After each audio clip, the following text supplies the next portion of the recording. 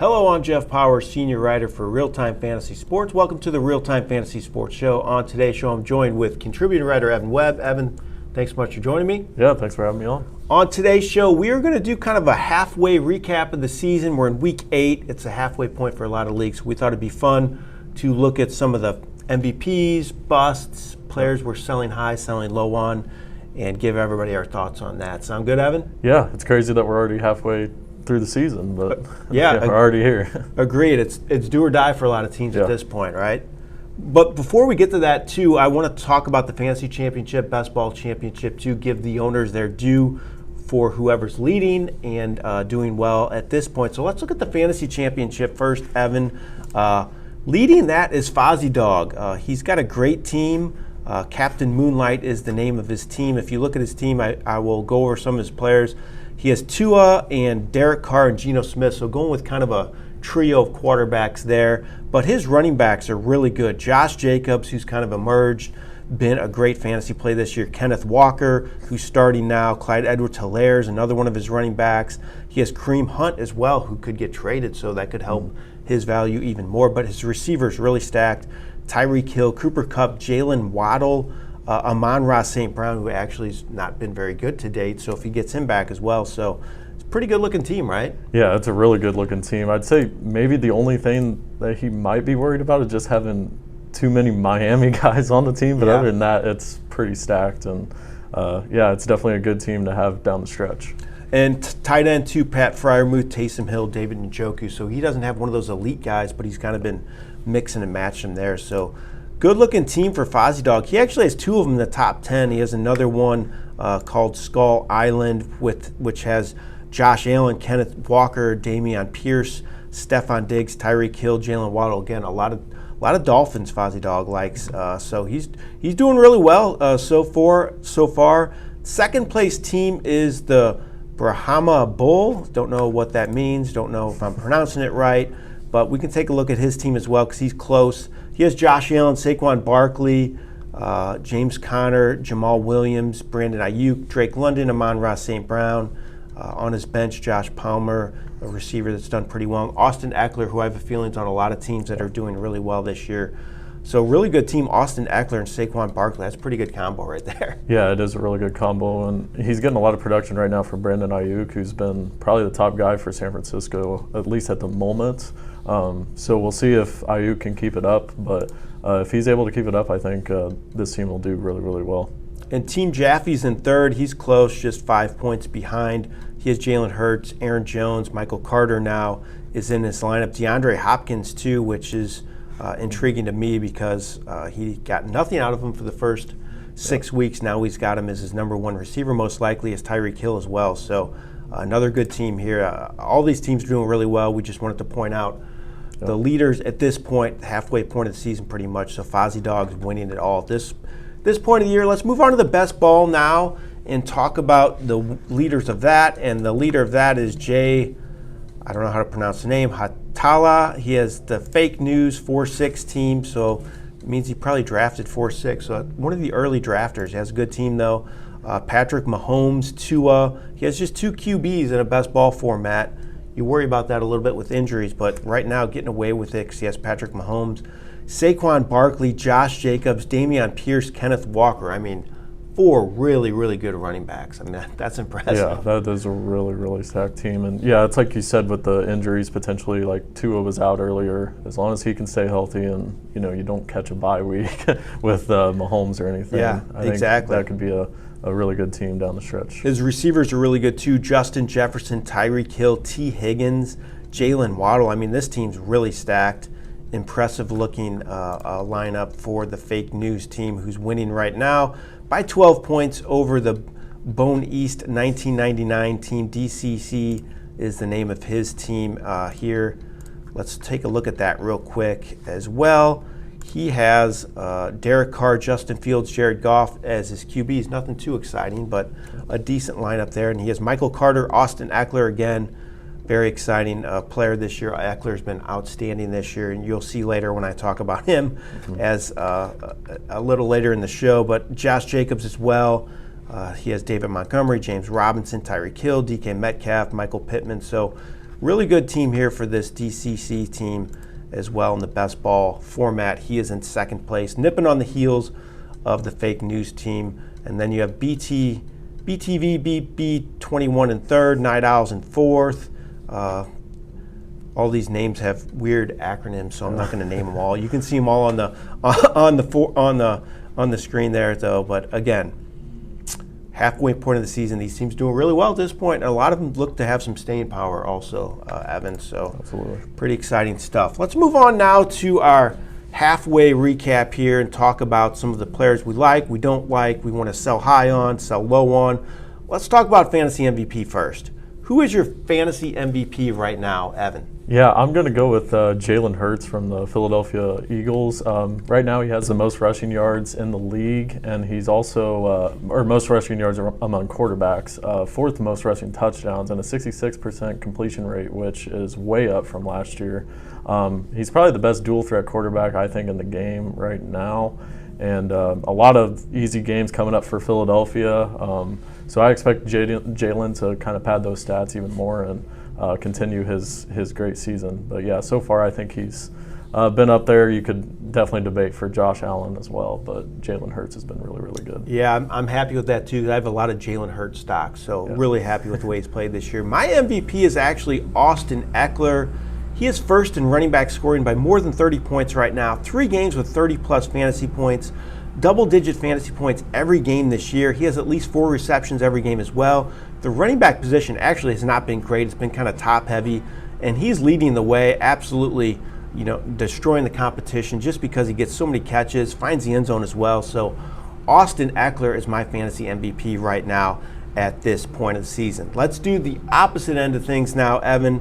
Your biggest bust. Who do you not like? Who's been your thorn in your side? I'm going to go with another quarterback, and I'm going to go with Russell Wilson. A lot of leagues drafted Russell Wilson as probably a top 6 or 7 quarterback in their league, and right now his production hasn't even been top half in the league.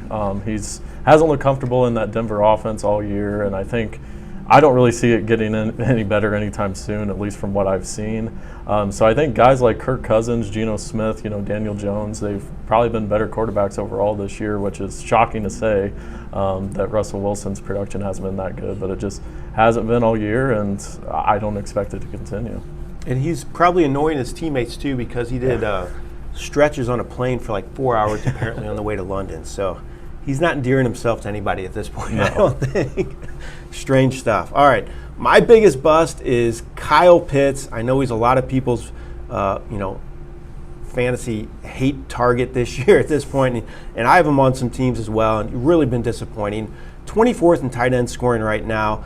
Finally scored his first touchdown of his career this season, but that really hasn't even helped his fantasy numbers. He has double-digit fantasy points just 2 games, 25 or fewer yards all but 1 game this year. The Falcons are not using the passing game at all. They're running the ball in this offense continually, and I just don't see it changing at this point. They were losing last week, still didn't throw the ball, still ran it, and I think things look really bleak for Kyle Pitts at this point. I hate to say it. Maybe they'll surprise me and change their offensive philosophy a little bit going forward, but right now I just don't see it happening. Just really been a disappointing player. All right, let's talk about some sell-high candidates. So we're at the halfway point of the season. Trade deadline's coming up. I want to talk about guys we want to sell and guys we want to buy, at the trade deadline. So give me a couple of sell-high candidates, Evan. Yeah, my first one is going to be Leonard Fournette from Tampa Bay Buccaneers. Just 10 touches to Rachaad White's 7 in the Week 7 matchup for the Buccaneers. And Fournette's snap share is going down a little bit.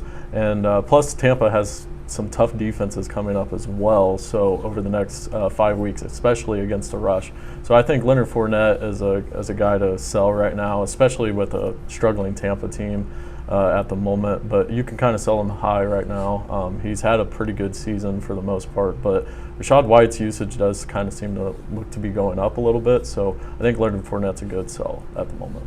And then my second one is Juju Smith-Schuster from the Kansas City Chiefs. He's produced consecutive 100-yard receiving games, and he's had scores in each of those matchups, but I kind of feel like he's peaking at the moment at least. So I think he's got a great value right now, and I think it's a good time to sell him, especially with an offense that is run through Travis Kelce. They got a lot of other receiving options over there in Kansas City. So I think it's probably a good time to sell Juju Smith-Schuster just because I think his value is probably peaked at this point. I agree with the Leonard Fournette call. That was definitely one guy I was considering putting on this list. I'm a little worried about him going forward, especially since that offense is struggling, and they might look for a spark with the rookie back. Definitely. My two sell-high candidates, my first one is Raheem Mostert with the Miami Dolphins. He's emerged as the top back in that offense. Chase Edmonds not getting much work. He has double-digit fantasy points just 4 of 7 games, though, and my big concern is he doesn't catch the ball at all. He has multiple catches just 3 games, so I think that really hurts his floor. He could have some bad games in an offense that likes to pass the ball. And his rushing totals really haven't been that great anyway. He has more than 80 yards just once all season. I think there's other backs always looming to take carries from him as well. It just kind of worries me. I think his value's at a really high point at this point. So if you're looking to change things up, want to maybe mix your roster up a little bit, I wouldn't mind dealing Mostert because I think his value is pretty good right now, and I'm not sure he's going to be a great fantasy back the rest of the way. And my other one might be a little bit of a surprise to some people, but it's Derrick Henry. First in scoring, he's one of the best backs in the league right now, one of the most consistent backs in the game, 3 straight 100-yard games. My concern is his workload. He has at least 20 carries all but a game this year. His last 2 games, 58 carries. Can he hold up? He's coming off a foot injury that was really scary, and he's come back strong, obviously, but man, I just worry about him breaking down. If you're doing well and you have Henry on your team, I hold on to him, but if you're struggling, you have Henry on your team, I would not be hesitate at all to deal him for something of value because obviously people really love his value because he's so consistent, but man, I just worry about him breaking down. Really a big concern for me, Evan. All right, let's talk about buy low candidates, guys that you probably can get for pretty cheap and you think can finish strong the year. How about a couple guys, Evan? Yeah, this one's, I guess, pretty obvious just because he was drafted #1 overall in most leagues, but I'm going to go with Jonathan Taylor. He's coming off an ankle injury. Last week, just 10 carries, but I think his snap share is going to go up. Right now, it's currently at about 55%. And like I said, I think that that's going to go up over the next couple weeks. I think that there's a reason obviously, he hasn't been a #1 overall draft pick so far, but I do think that his usage, like I said, is going to go up, and I think he still has that value to where he might have a little bit of a second half surge. And then my second guy is Keenan Allen from the Los Angeles Chargers. For one, he's finally back healthy, and 2, their second wide receiver, Mike Williams, is now out with an injury. So I think that bodes well for a lot of Keenan Allen owners. And if you're looking to trade for a second wide receiver, a third wide receiver, I think this is a good time to get in on Allen. Just simply, I think his value is a little bit lower just because he just simply hasn't been on the field so far this season. So I like both those calls, Evan. My buy low candidates, my first one is one of Logan Glasser's favorite picks before the season, Antonio Gibson. He's actually been disappointing, and his stock, I think, is at an all-time low at this point. You can get him for next to nothing, but I think he's going to start getting more work, and he deserves it. Brian Robinson's starting, but I wonder for how long. He has 37 carries for 133 yards. His story is great, don't get me wrong. He's averaging just 3.6 yards per carry. Gibson's a more explosive back, and I think he's a better back in this offense. Gibson got double-digit carries last week, which is good news. 10 carries, 59 yards, so that's 5.9 yards per carry. Catches the ball really well. He has 4 games with double-digit fantasy points. He's still 17th overall in running back scoring at this point. Again, you can get him for really cheap. I think he could end up getting a lot more work going forward. I say why not take a chance on him. So if you're looking for a spark at running back, I would consider adding Gibson to your roster because you can get him pretty cheap at this point of the season. My other one is Brandon Cooks, a receiver with the Houston Texans. I like him as a buy low candidate. Off to a terrible start this year, just 2 games with double-digit fantasy points. But he's had some tough matchups. Played the Broncos, Bears, Jaguars, all teams with good pass defenses. And he has a track record of big-time success, a good schedule going forward. Plays the Commanders, Dolphins, Browns, Titans, to name some of his opponents the rest of the way. And again, a great track record of success. They're having better success throwing the ball lately as well. Davis Mills looks to be getting a little more comfortable. So I really think Brandon Cooks is a good buy low candidate for fantasy owners. All right, Evan, let's talk about a player. It seems like every year there's some guy that goes off in the second half of the season, has a big year, and helps fantasy teams in the playoffs. Who's a guy you think fits that category for this year? Yeah, so I'm going to go with DJ Moore from the Carolina Panthers. Last week he posted 10 targets for 69 yards and a touchdown. Moore is currently the #1 wide receiver at Carolina. Now, he could be on the trade block, potentially could get dealt. But I think either way, you're either going to get a #1 wide receiver option in Carolina, or he's going to go to a team with a better quarterback. So I think his numbers are going to go up in the second half of the season. So I think he is a player that really can emerge in this second half for sure. All right, I'm going to go a little deeper dive here. A guy might not be on a lot of radars, but I like Kyren Williams with the Los Angeles Rams. I don't like their offensive line, don't get me wrong. They've been struggling a lot, but the Rams absolutely loved him in the preseason. They said he's done a great job as a 3-down back. He was set to get a lot of work. Then he got hurt the first week of the season, unfortunately. He just returned from IR this week. He has a chance to even suit up in the Week 8 game, I think. And Darrell Henderson's shown next to nothing. Cam Akers is going to be released or traded, it looks like. And I think Williams has 3-down ability, could eventually be starting in this offense, a very good offense. So I think he could be a guy that really surprises down the stretch. All right, Evan, a lot of fun talking about this first half of the season. It's been an intriguing year, definitely. A lot of different things going on fantasy-wise, in my opinion. Definitely, yeah. It's been a crazy year. It's been kind of a down year so far for quarterbacks overall, it seems like, besides kind of those top 5 guys. But yeah, it'll be interesting to see if a lot of these guys that have gotten off to slow starts, like the Jonathan Taylors, will come back and emerge as the second half goes. I think scoring's been down overall, though. Yeah, it has been. Play in general hasn't been great, especially QB play. Like you said, really been top heavy. So interesting year. Hopefully scoring gets going and we see some higher scores the rest of the way. Right? I hope so as well. So yeah, it's been good, and thanks for having me on today. Yeah, no problem. Good luck to everybody in the second half of your seasons. Hopefully you have a lot of success. Put this knowledge to use and improve your fantasy teams the rest of the way. All right, this has been Jeff Paur for RealTime Fantasy Sports, and for Evan Webb, good luck to everybody in Week 8, and have a great day.